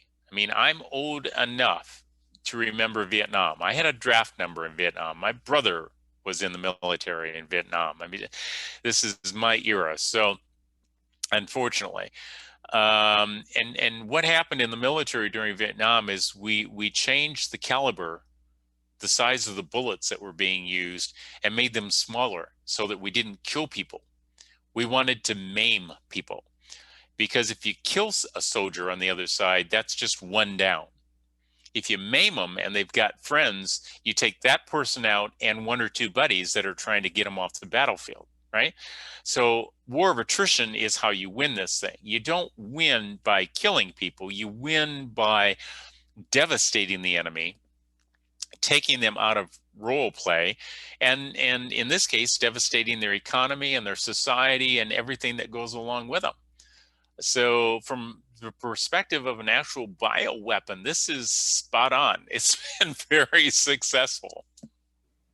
Now, do you think obviously there's your theory is that it more than likely came from the Wuhan lab, and do you think it was accidentally, or is there any possibility that it could have been a experiment gone wrong, or maybe it wasn't an accident? Who knows? I mean, I'm always like, okay, well, the push for the vaccine and all these other agendas that kind of, you look at like the World Economic Forum, the Bill and Melinda Gates Foundation, and John Hopkins. They had Event 201. You had Dr. Fauci and Bill Gates talking about potentially having a surprise outbreak during the Trump administration. Like, all these things kind of made me think like, okay, I kind of can understand, like, you're doing this gain of function research. The fact that it was so contagious and it didn't seem to be lethal for so many people. I mean, just about nobody that I know actually died from it. They just had, basically, it would seem like a bad flu in some cases. I'm like, oh, so that kind of makes me think like maybe they made it really contagious. It could have came out of a lab. They wanted to make it really contagious. It'd be easier to study, but maybe not lethal. And then, all these other agendas being pushed made me think like, okay, well, either they're taking advantage of a crisis, or they created the crisis, and that's the internal dilemma I keep having, and I can't really figure it out. And I think that's the thing, that without real firsthand personal information, it's very challenging to figure out the motives or intentions of what somebody else may or may not do. I think it's interesting that Gates, in February of 2020, gave a presentation where he said, we know about this genetic engineering and research, and there's the potential for a virus to be accidentally or intentionally released. The fact that he said that, I found very, very interesting. Dr. Yan, Li Meng Yan, who I first met at her request to appear on Carla Dean Graves' podcast, which we've done a couple of now, somehow asked for me to be on that. I don't know how I have no idea how people are finding me, to be real honest with you. Said that SARS-CoV-1 was a bioweapon. SARS-CoV-2 was an intentional upgrade of that bioweapon, and that SARS-CoV-2 was intentionally released in the wet market to see what it would do. Now, that's an opinion or a statement from her, and I do what I do with everything else. I say, what else has this woman said that I can validate? And I think that, during the 2 interviews I've done with her, I mean, everything that she says and everything that I have data on that I'm saying are like that. So that when she makes that statement, my first thought is I have to give that a much higher credibility rating than I normally would, because that's how I approach things. When people when people criticize other individuals that I know, like Judy Mikovits, and they attack her, and then they want to know my opinion, I say, well, here's my take on Judy. Other than the fact that I found out in 2020 that she knew who I was and was using my theory to justify a lot of what she was talking about. In fact, I just met her here in Dallas a week ago at a conference that we were both presenting at. That was the first time I met her in person. But here's what I would tell people. When Judy or I or somebody who's a scientist type talk to you and we're talking to the general public, you'll hear us very carefully choose our words, because we're trying to figure out how to explain it to you. But if you let us alone long enough and you let us run, you will hear that our language shifts back into our science. And so one of the best ways, I think, to determine the credibility of people is that if you let them run long enough and they quit worrying about having to explain it to you in general terms, we'll start using our terms. And the fluidity with which that's done shows you the knowledge base that the person truly has in that field. So my statement on Judy is, if you let her run long enough, you will see that she will pick up gear and start speaking faster, and it will be more fluid in her virology language. That's credibility. When you do that with Yan, you will discover that when she's trying to transition to English and give you words in general terms, there's always this phrasing that we do. But leave her alone long enough, and she will accelerate back to her terminology, even in English. And hopefully that's what people notice with me. That's a credibility factor that you can't fake, I think. So it tells you whether somebody has an expertise in the field in which they're working. Let them talk about their research and they'll do it. I've had Judy on. I host another show. It's kind of like a big Zoom conference call of just researchers and thinkers and podcasters, and I've had her on there on that show, and she went off. I mean, I think she probably talked for like 2 or 3 hours, and she just like you said, you just let her go, and I'm like, how can you think that she's pseudoscience when I don't even understand the science that she's telling me, because it's so complex that I'm having a hard time understanding it. And that's the thing that, because initially I kind of knew who she was. I knew her name. I knew that she's written some books, but to me, what really made me a little skeptical of people who were saying that she was pseudoscience or she know what she was talking about and she was incredible, was how quickly those articles came out. When the documentary came out, and I had Mickey Willis on my show. He was on my show. When you hear just the lengths that they went to shut this guy up, and for you not to hear Judy's opinions, her perspectives, and her wisdom and information, and the ways they were debunking it. I mean, when that video went viral, I immediately had people sending me the video, and then I immediately had people sending me debunking videos. And I'm like, wait. This video is too harmful for me to watch on YouTube, but it's not too harmful for me to watch on YouTube when somebody else is stopping it and playing it and stopping and playing it and injecting their opinions. So they're molding my perspective on what I'm watching. I'm not intelligent enough to just watch it on my own and come up with my own conclusions. So, but yet if somebody is force feeding me their perspective on what I'm watching, that's okay. And then all the debunking videos, I'm like, how does somebody research what she's saying this quickly and all of a sudden says it's debunked? Right. And then people will go their own personal clouds, their own personal um you know, basically versions of the video was being ripped out of, just I don't know if it was Dropbox or wherever, but it was being ripped out of everywhere. Their Wikipedia pages were changed and locked. They basically just made sure that anything related to this just like erased from the face of the earth.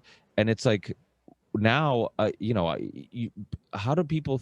To me, it boggles my mind that people find that okay, that they're not Mm. completely upset about that.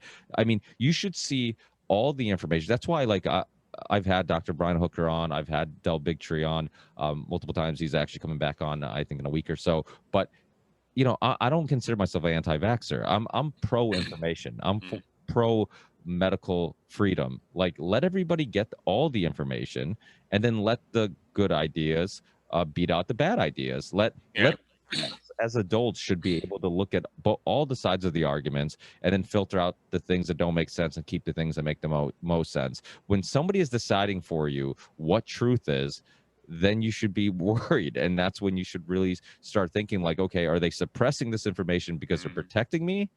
Or are they suppressing this information because they don't want me to think for myself?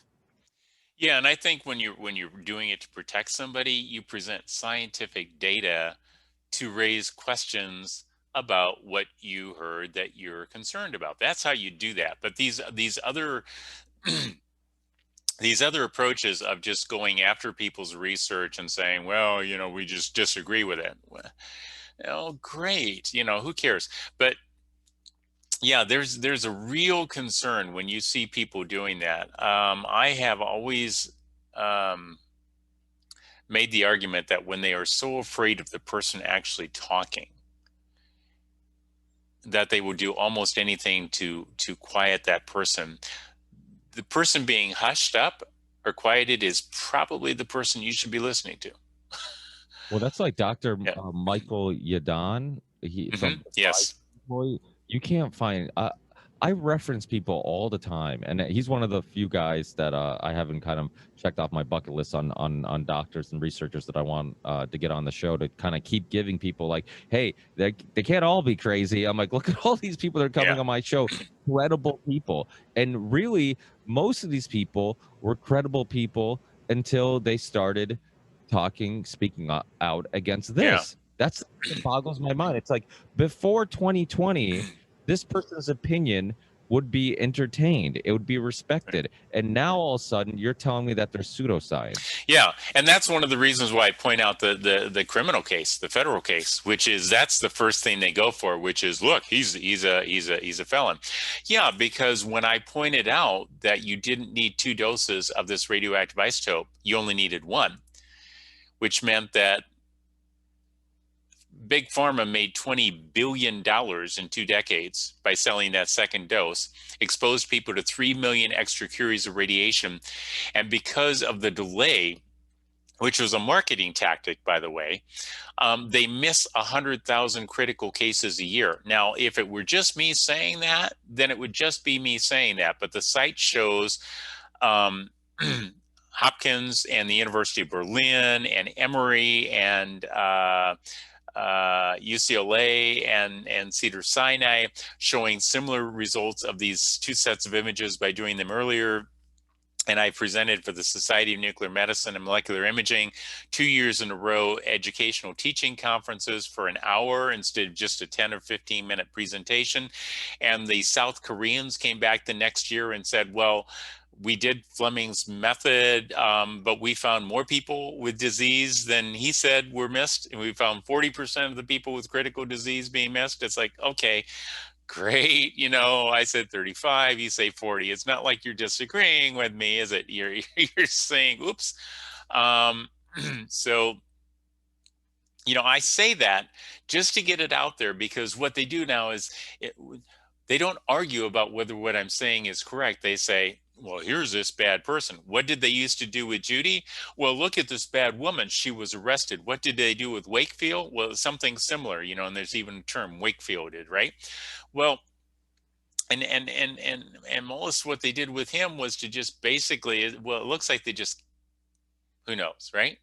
But they didn't want him talking. They did not want him talking. And if you have two groups of people and one of them is actually funding the problem, are those really the people that you want to be listening to? I mean, I would say you should listen to them because you want to know what they're saying and how they're covering it up. I mean, did you reflect back when Fauci was talking about vaccines and he stopped talking about antibodies and he started talking about T cells? Well, the reason for that was behind the scenes, information was going from Gallo to Fauci about it might be the T cells you need to be looking for.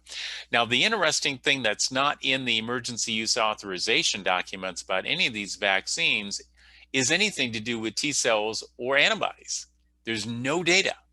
If you read through the papers that have been published, that data doesn't exist.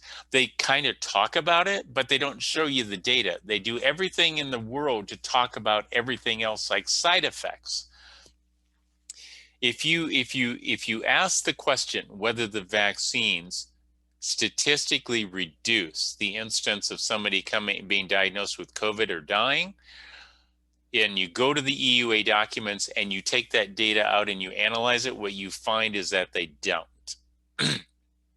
The numbers they're using are right, but those numbers aren't the ones that answer the question that the general public thinks they're getting an answer to, which is there a difference in being diagnosed with COVID or dying if you get vaccinated versus not? And when you go and you do that math, which I've done, and we're going to talk about again on the 5th of June, you will find there's no data in the EUA documents that shows that the vaccines statistically reduce a diagnosis of COVID or death. But great data on side effects, consequences. When swine flu in the 1970s was an issue and they came out with the swine flu vaccine, 25 people died and they pulled the plug.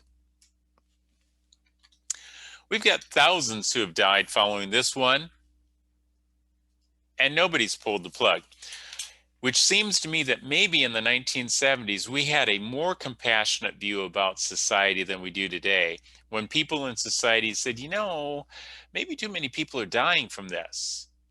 And today it's more like, well, just give me my vaccine so I'm protected. You might die, but I'll be protected. There's kind of a difference in mindset, I think. Well, do you think the difference is that they didn't lock down the world, right? Because a lot of the motive, in the swine flu case, very interesting. You want to talk about another thing that's been suppressed from the public is that 60 Minutes special. Yeah, you can't find it. It's almost impossible to find online. And I keep telling people, I'm like, who are they protecting when they suppress this stuff from you? I mean, yeah, go ahead. Oh, I was going to say, I've got it, and you're going to see a clip of it at the June 5th meeting. Thank God. Yeah, people need to start downloading things. I mean, before it was like, oh, you know, if I'm looking for it, I can just search for it when I want to reference it. Now it's like you got to download it, hide it, burn it on a DVD. The research papers that I talked about with Zhang Li, modifying HKU4, I can't find those anymore on the internet. I've got them, and I've got backups. In case anybody's listening and has any thoughts, I've already downloaded all this stuff, folks, and already shared it with more than one source.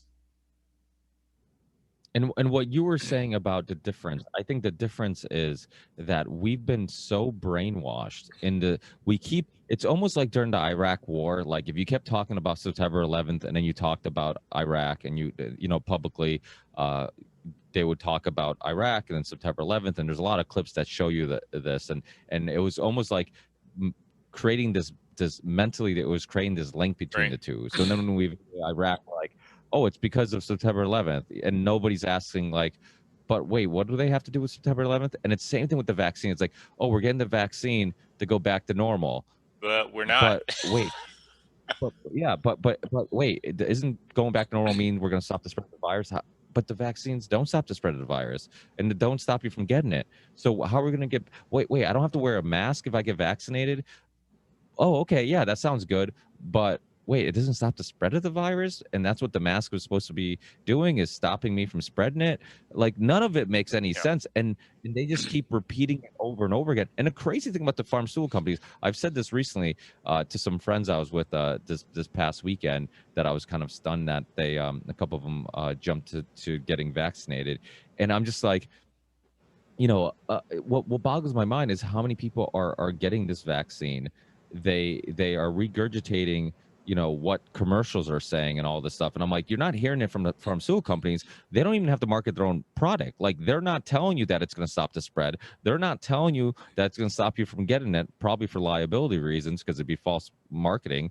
I'm like, you're actually getting this information from celebrities, from news anchors, from people who aren't doctors, people who aren't scientists. They're just saying things will get back to normal if you get the vaccine. Things will get. So I'm like, people who have no scientific background, people who have never studied, science, nutrition, anything that has to do with the body, is giving you these indications, like, just constantly just telling you. And it's like Joseph Goebbels, if you keep repeating something, it becomes true. The power of propaganda. And you look at the techniques of Edward Bernays and all these other things. It's like, it's deep rooted in our subconscious that, like, we've some way they've done a great job of connecting, like, getting my life back and getting this virus behind us with the vaccine, even though there's no real evidence of it. And so many people are just taking this vaccine, not even, I mean, they don't even care which one it is. They're just calling it the vaccine. Go out and get the vaccine. Like, they're all the same technology. They all work the same way. And it's like, wait, why do they don't even care which one? They're just like, get all of them. They don't care. It's like, collect them all, and then all the social pressure of, like, I go to the gym and I work out in the morning. People are like, I got the Moderna. Oh, I got the Pfizer. And people are so proud because they think they're contributing to stopping the spread. And that's the thing. They think they're contributing to getting things Right. back to normal. And like you said about antibodies, I've said this multiple times.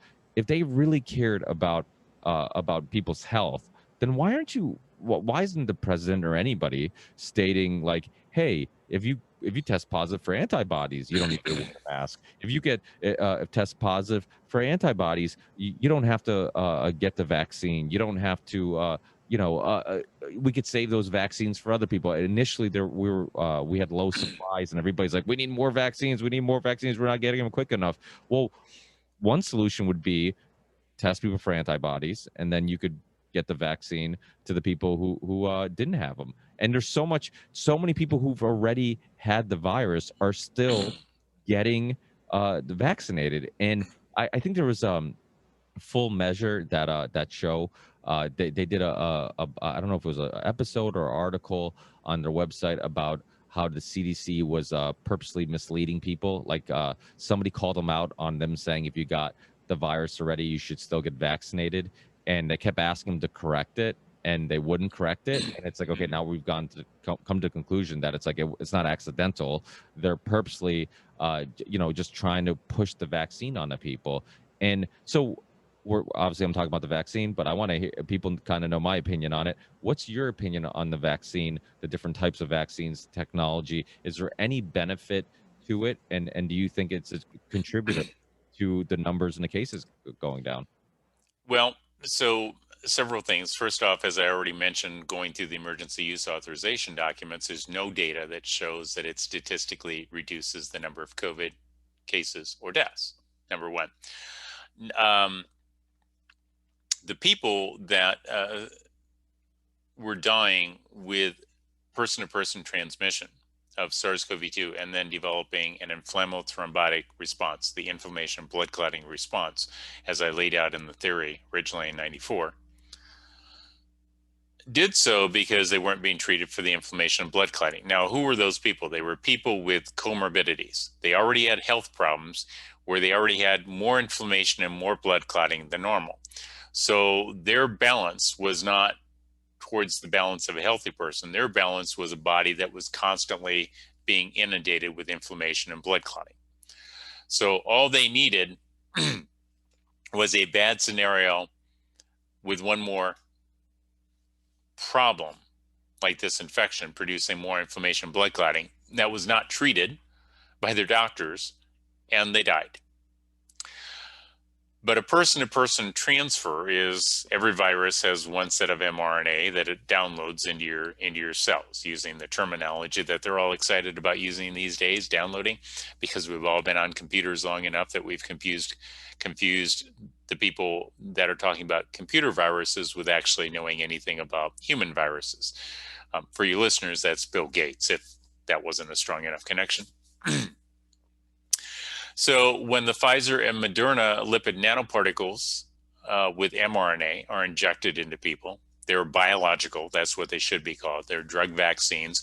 They go to the FDA because the FDA deals with food and drugs, and they're not a food, so they must be a drug. And they're called biologics. That's the correct term for them. They, instead of carrying one mRNA in the injection, have 13.1 billion mRNA. The Janssen, or Johnson & Johnson, is a double-stranded DNA adenovirus, which is a virus that's been weakened to deliver the genetic code. That's a virus that we used to vaccinate the military for so they didn't die. But now we're taking that virus and weakening it and then inserting this double-stranded DNA into it, and that has 50 billion. So what we're seeing are people with a massive, what I call antigen load. So you have a virus, you get a viral load. These are just antigens, they're part of it, so it's an antigen load. And you're making antibodies and you're making T cell responses. And if you've got a normal healthy person like the 20, 30, 40, 50-year-old that don't have comorbidities and they're healthy, and you suddenly overwhelm them with this massive antigen load of spike protein, they're going to make a lot of T cells and antibodies. And you're going to see a lot of adverse events, which is what we're seeing. And that's what you should expect. You just really inundated the system and made billions of them instead of thousands or hundreds of thousands, and you're seeing a response. So that's what you're seeing. And here's the. So we're going to take that. We're going to do one more thing, which is antibodies, because T cells, most people don't understand, but they release chemicals designed to kill things and to cause blood clotting. And that's what happens early on, which is why most people, when they get a virus, they feel bad for a few days, runny nose, sniffles, a little diarrhea, depending upon what the virus is. And then they get better because the T cells kick in, and that's what Gallo told Fauci. So Fauci started changing his terminology behind the scenes. But if it takes you longer, 7 to 10 days, then the B cells, beta cells, kick in and you make antibodies. Antibodies attack things to try to take them out of system, but they also produce inflammation and blood clotting. But here's the thing, just because you can make an antibody doesn't mean it's a really good idea if we allow you to. Because you've heard of strep throat. Okay, those white plaques that people get on their tonsillar pillars in the back of their throat, and you get cervical lymph nodes that swell up and your temperature goes up, and you go to the doctor and we give you antibiotics. Why? We do that to kill the bacteria. Well, there's two reasons. First, to kill the bacteria, and secondly, to get you to not make antibodies. And why don't we want you making antibodies to Streptococcus pneumoniae? Because the antibodies to strep pneumoniae look an awful lot like the valves of your heart. The antigens to the strep pneumoniae look a lot like the valves of your heart. So when the antibodies get made to the strep, they can also attack the valves of your heart. And if that happens, you get something called rheumatic heart disease. And if that happens, your valves start getting thick and stiff over time. And if that happens, you get a valve replacement. If that happens, you now have a death sentence because those valves only last for so long. We don't like that, so we write you a prescription for antibiotics to kill the strep so you don't make the antibodies, so you don't end up with heart disease. This particular virus, SARS-CoV-2, and its spike protein has a new phenomenon. We've talked about it in the past. It's called antibody-dependent enhancement. And in the past, it has meant that it results in an increase in the inflammation and blood clotting. But it means something brand new for SARS-CoV-2. Where the spike protein attaches to your ACE2 receptor, there's a couple of different spots, and we haven't even talked about the prion-like domain, and we'll probably do that another time. But there's something called the N-terminal. And the Osaka, Japan physicians in 2020 published a paper that showed that when you make antibodies to the N-terminal domain, and you will, because there's no reason for you not to, you make them to the receptor binding domain, and you make them to the N-terminal domain. When you do that, those antibodies open up the spike protein and increase its ability to infect. New phenomenon we've never seen before, raising a question about whether this is naturally occurring just on the basis of that without any other data. But when that happens, the infectivity rate goes up.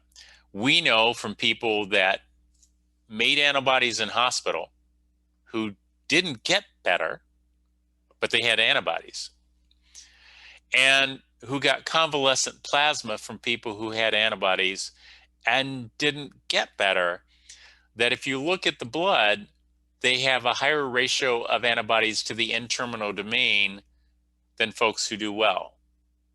So just making an antibody doesn't necessarily mean you're going to come out of this in good shape. Now, the other thing that you're seeing a lot of, so I remember the NBA when they were testing, when they first started playing again and they were testing everybody, there were people who were testing positive multiple times. I mean, there's players that test positive once and then twice and three times. It's and you're seeing now people test positive or get it after vaccination. And you know, people are like, well, I don't get it. Like, well, you know, isn't that the whole point of me getting the vaccine is so I don't get it and all that stuff? Do you think some of it's just faulty tests? Do you think some of it's the maybe it's a different strain? What do you think it's you know, with people or people who've gotten sick, you know, people who would assume they got antibodies in their system and they fought the virus actually, and then they're getting sick again. Do you think it's a different strain? What do you think that is? Yeah, so there's a couple of things. The first thing is the misconception that getting vaccinated will prevent you from getting infected. The goal of a vaccine is to expose you to something so you make T cells and eventually antibodies so that when you get infected, the operative part of this sentence, when you get infected, it will shorten the amount of time it takes your body to respond to it and recognize it. Similar to the flu vaccine. Yeah, that's what biological vaccines do, is they expose you to something so that when you get infected, you can scroll that across the bottom of your screen for people.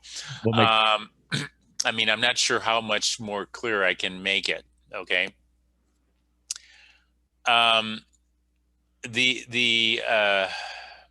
I forgot my other train of thought that I was going on that with the infections. Oh, but one of the things that we also know is that there are some immunohistochemistry stainings that have been done that look at the fact that part of at least person-to-person transmission, because that's the data that we had so far, shows that in fact some of this genetic sequence from SARS-CoV-2 inserts into our DNA. And I got pushed on that a lot up front. And I said, we don't have data, we don't have data, we don't have data. I think I was hoping, like the rest of you, that we'd never have data. But we do have data.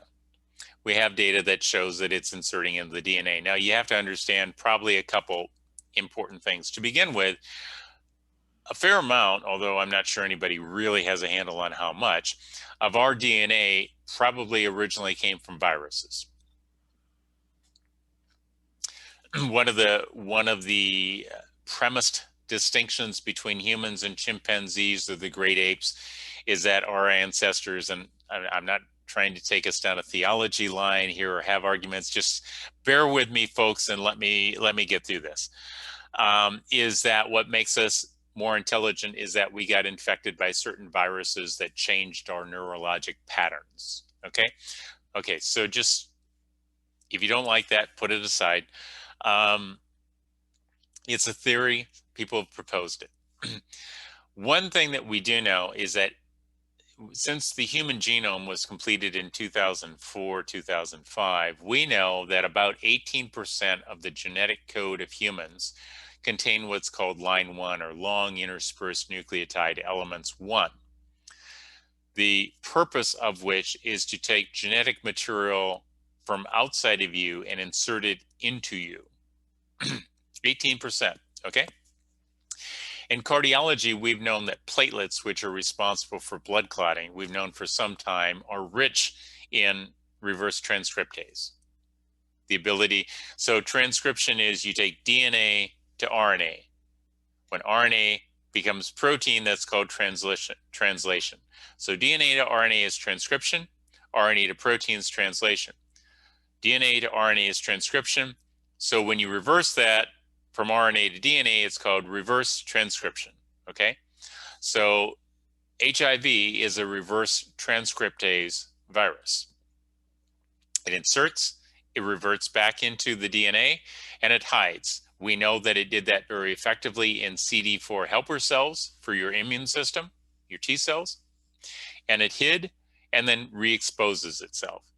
So one of the theories is that this virus is able to insert itself through reverse transcription, either because of the line 1 elements we have, or because of the reverse transcriptase component that's available in glycoprotein 120 from HIV that's been put in there, can sit there, lie dormant, and then re-express itself just like HIV did. Raising interesting questions about why the Australians tested for HIV and said, wait a minute, we can't use these vaccines, but the Americans, well, what the heck, we're not going to look for that. Or anybody else for that matter. So it just raises an interesting thought-provoking question as to why the Australians looked for it to begin with. I don't know the answer to that, but it certainly is entertaining to think about. Maybe for you listeners too. So part of what we're noticing is that a substantial number of people that have been infected, that get discharged from hospital, end up going back to the hospital within 6 months, and some of them just don't make it. Is that the virus re-expressing itself? Is it another virus coming in, another variant? You know, all good questions, probably a combination of the above, explaining what's going on. There's usually not just a single thing that happens. That would be too convenient and too easy to address. But anybody who thinks that this thing, and I've seen other papers since that show reverse transcription, anybody who's living in a world that thinks that cannot happen is living in a world that is probably more comfortable for them, and I get it. But I'm one of those people that says, well, you can either continue to take the blue pill, or you might want to take the red pill. But once you take the red pill, everything's changed, you know, and that's kind of what's happened, I think, for a lot of people. So if you can convince everybody that anybody telling you there's a problem here, and you should shut them down, if you can convince people to keep taking the blue pill, then you're successful. But as soon as enough of the individuals start taking a red pill, now it becomes a problem, because now you have cognizant, thinking, rational human beings trying to go, well, what do you think?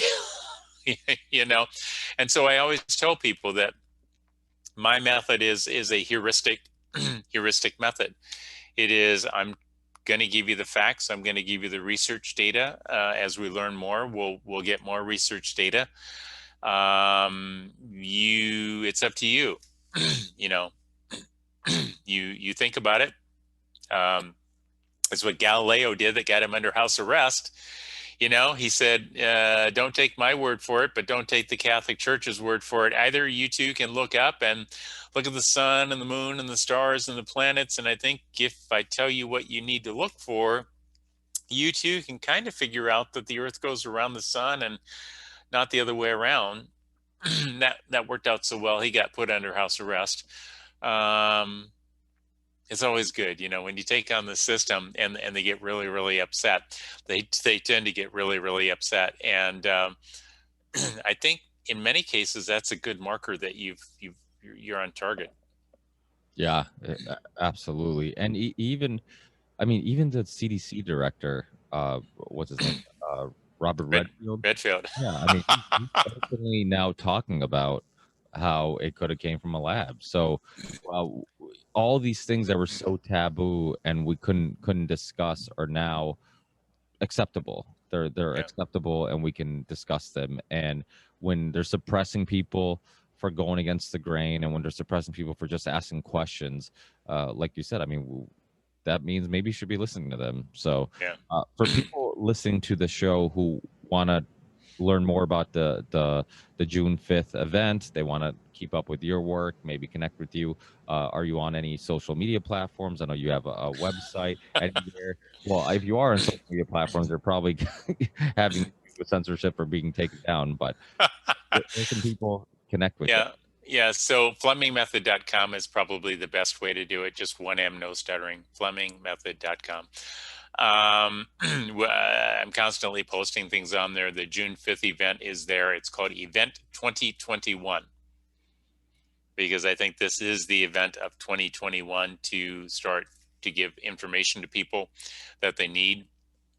We're also going to talk about, based upon the best published research, what methods are available for addressing the issues of trying to prevent from getting an infection from SARS-CoV-2, what to do if you get SARS-CoV-2, what to do if you get COVID-19, and what to do if you get vaccinated and you think you're symptomatic. We're already arranging with people around the world to allow them use of the different proposed treatments based upon the best medical science information. So I'm not practicing medicine. I'm not bringing people in to be seen. I don't want a conflict of interest on that.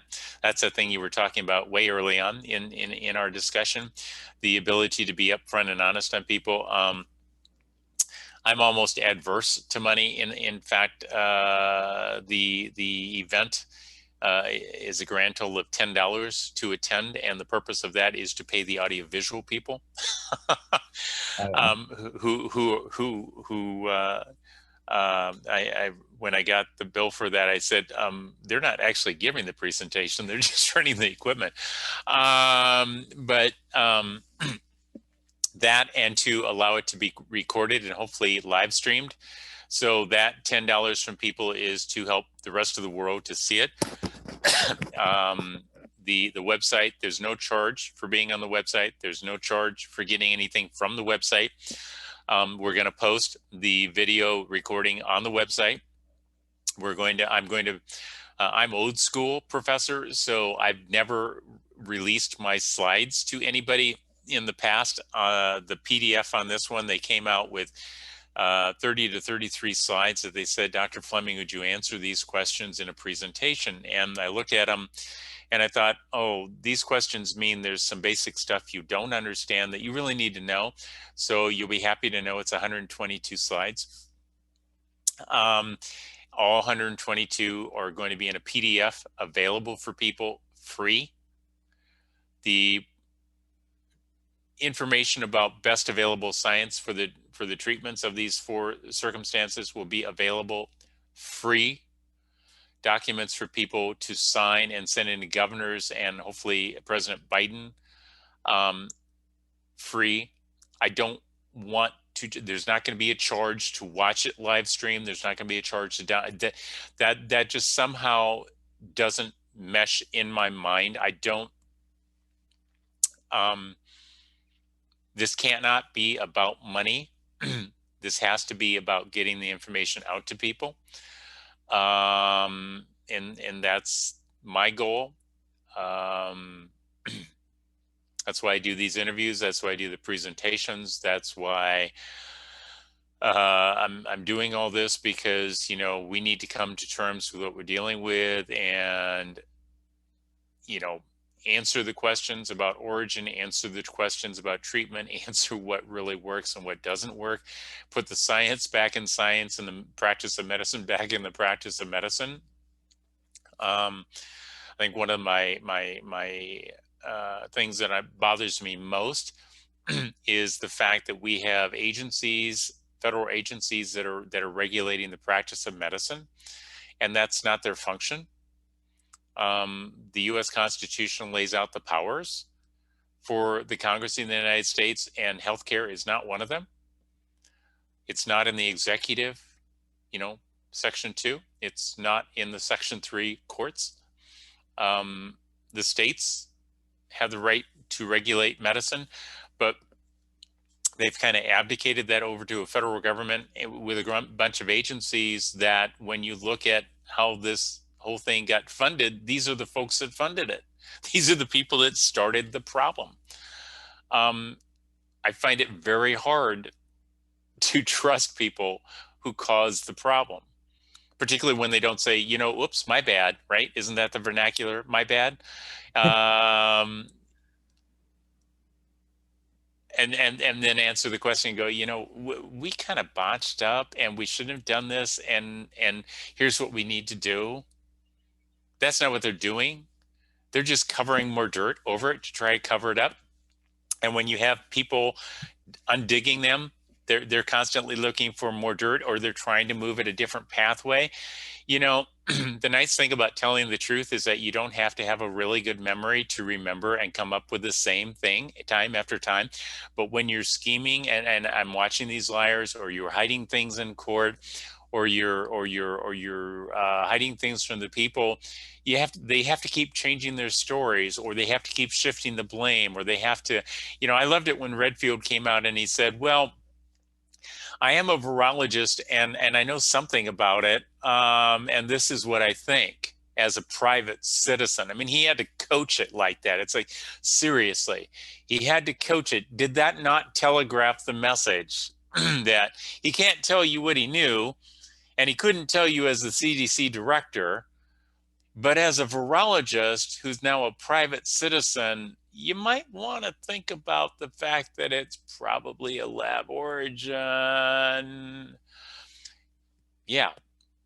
And what did they do? They just basically slammed him and said, well, he just doesn't know what he's talking about, and he's out of step, and he doesn't have the knowledge base. Whoa. We went from this is the guy in charge of the CDC to not competent enough to make your pancakes in the morning,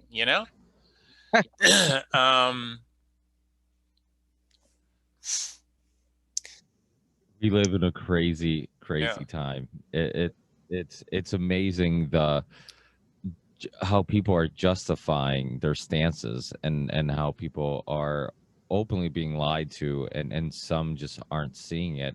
But it's the power. I mean, you talked about how you want to make sure people understand it's not a money motive, so you're doing everything hopefully so you can at least pay off whatever expenses you have. and you're not in the negative. I think a lot of people like us are we're motivated by a lot of things that aren't money related, and money sometimes can get in the way. This show, I'm just like yourself. I'm a horrible businessman, and I put it out for free everywhere. And I also put it on all the alternative platforms, so people are going to be able to listen to it on any podcast app available, iTunes, Spotify, anything, any podcast app available on your phone. But it's also it's going to be available on all the video platforms. It's going to be on YouTube. I have got a couple ripped off YouTube, banned from YouTube. But for the most part, I think 99% of my videos are still there. But the good thing is, even if they end up taking anything off YouTube, it's also free on BitChute, Odyssey, Rockfin, Rumble, Minds now. I just recently started uploading to Minds, so it's everywhere. So, and the purpose for that is because I want the conversations out there. And I even tell people it's open source. I'm a big believer and fan of open source, especially when I think the conversation and the information is the most important thing. So I tell people, actually, there's on BitChute, there's a channel. This guy uploads all my shows immediately before I do sometimes. And he ends up, he has more views and subscribers than I do on BitChute. And I'm like, this is great. But I don't care, because as long as somebody is watching and listening, and if the way I look at it, he's helping me just get the information out there. Right. So I tell people, I'm like, just put it anywhere. I don't care. Sometimes I randomly find on websites or whatever. The information to me is much more important. So, and I think today is no different. I mean, there was a lot of information. I hope people are bring a notepad when they listen to this podcast, and probably have to re-listen to it a couple times just to consume everything. But I'll definitely have you on again, and hopefully in the near future, as we keep I guess we keep track of what the hell's going on in the world. Perfect. I would appreciate that. Just to let people know, I get a lot of emails, some through FlemingMethod.com, some that are using my emails, some that are using emails I don't even have listed. Not sure how people are doing it. The fact that I'm not getting back to all the emails do not mean that I don't care, or that it doesn't mean anything. It means I simply don't have enough time to get to everything, but I am reading every one of them, and I am using that information and those questions to formulate the next presentations, to answer those questions in the presentations, so that it gets out to everybody. It's just impossible right now to answer all of the emails, despite the fact that, there's a part of me that wants to, and then there's a part of me that goes, I just have to lay it out in a very methodical, professorial method, if you will, that makes sense in my brain, that answers the questions that I know so many people have. So the 5th of June can't get here soon enough, as far as I'm concerned. And after that, we'll see what the next set of questions are. But we are beginning to work with people, again, outside of the United States, to get them to use, based upon the best science, the treatments for individuals, again, and gearing that back up to get out there and make a difference. So again, thank you for the invitation to be here. Yeah, and thanks for joining me, and for I'll definitely put all the stuff in the show description, so people have links to your website, which will also have information on the June 5th event. And if people email you, just know that you're a very busy man. You're reading it and you're considering it. But even myself, I mean, I don't have a huge show, but I find it very hard to keep up with just emails and people contacting me on all the social media platforms and stuff. So I now I understand when I first started my show and I didn't get emails back all the time. I'm like, oh, I get it now. Yeah, please keep sending the emails, because that's how I know what the questions are, and what I need to address. I just will address it very methodically to help the best people, most number of people that I can.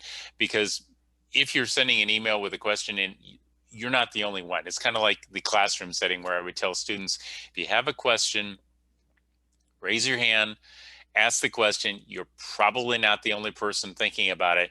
With these presentations up front, I say, you're probably going to have questions. Bear with me. Let's get through this section. You will probably find I'm going to answer your question during these segments. But if not, then write down your questions, because you're probably not the only one with a question. Yeah, and that happens a lot, where even sometimes during shows I'd be like, oh, I should have, I should have asked this, but I feel like a dummy asking it. And then next thing you know, after the show, somebody's like, hey, you should have asked that guest. Damn, I'm like, I knew I should have said something. So you're absolutely right. Don't be embarrassed. Just Yeah. Ask question. I mean, there's no such thing as a dumb. Well, maybe there is, but there is. For the most part, that what you think might be a dumb question might be actually a good one that many other people are kind of pondering on. So, but thank you so much, Dr. Fleming. We'll keep in touch, and I'll send you the links to the show once it's out. I'll get it out way before the event, so people will I'll help hopefully promote it, and I'm sure we'll talk again in the near future. Thank you. Hey, take care. Enjoy the rest of your day. You too. Bye-bye.